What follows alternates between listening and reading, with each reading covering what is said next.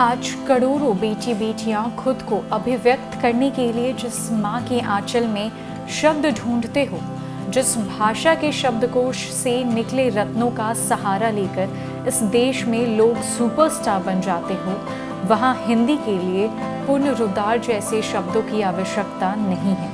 हिंदी अपने आप में ही एक सशक्त और सक्षम भाषा है।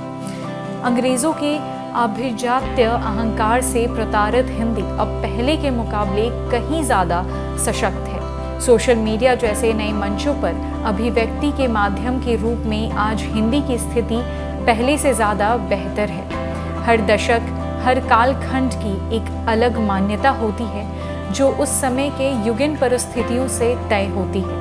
वैश्विक मंच पर भारतीय प्रतिभा की धमक के लिए पूरी दुनिया में ज्ञान विज्ञान के क्षेत्र में हो रही प्रगति से जुड़ने हेतु हमारे लिए उस भाषा पर भी ध्यान देना आवश्यक था जो पूरे विश्व में स्वीकार्य थी। आज समय बदला है। अब तो वैश्विक मंच पर भी हमारी ऐसी धमक है कि अब हम निजी हितों में सांस्कृतिक महत्व के निर्णायक फैसले लेने के लिए स्वतंत्र और सक्षम हैं। अतः यह हमारी जिम्मेदारी है कि अब हम अपनी प्रगति के साथ अपनी भाषा के सम्मान और उत्कर्ष की भी योजना बनाएं।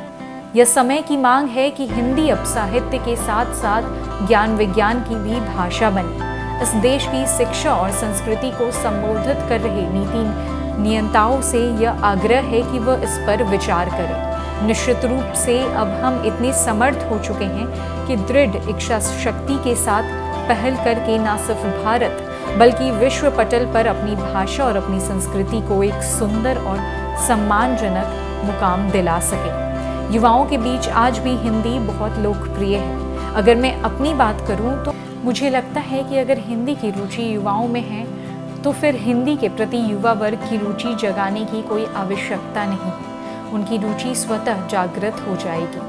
मैंने ऐसा प्रयोग करके देखा है। आप गौर करिए, फिल्मों के हिंदी गाने उनकी ज़ुबान पर होते हैं। जब मैं कॉलेज में जाती हूँ तो वे हर जगह कोई ना कोई दीवाना कहता है, गाते और समझते रहते हैं। समस्या यह है कि हमारी भाषा और हमारे साहित्य की रुचि युवाओं में नहीं थी।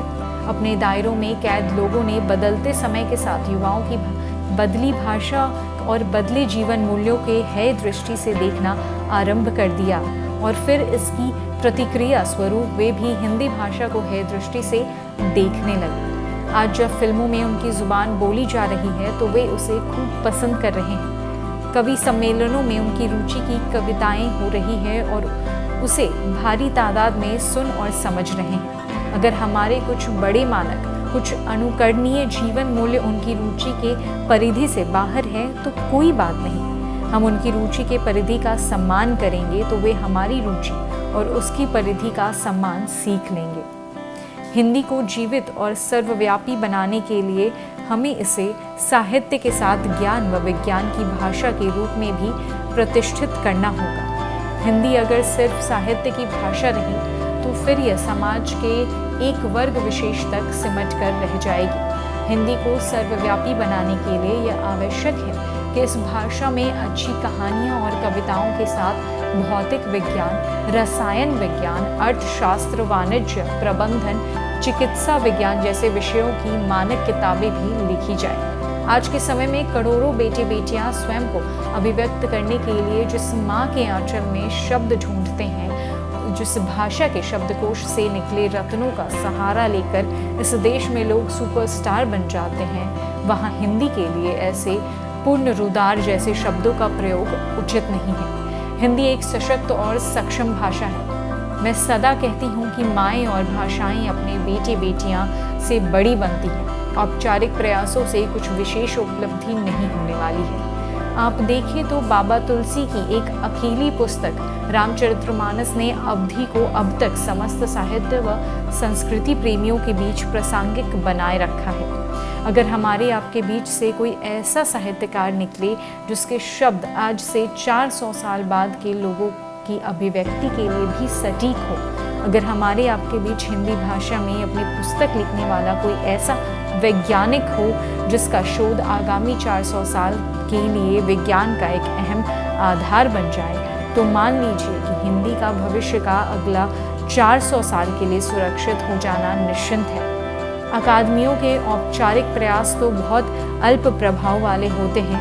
हिंदी जैसी बड़ी भाषा के लिए तो हम बड़े प्रयासों की शुभेच्छा रखनी चाहिए।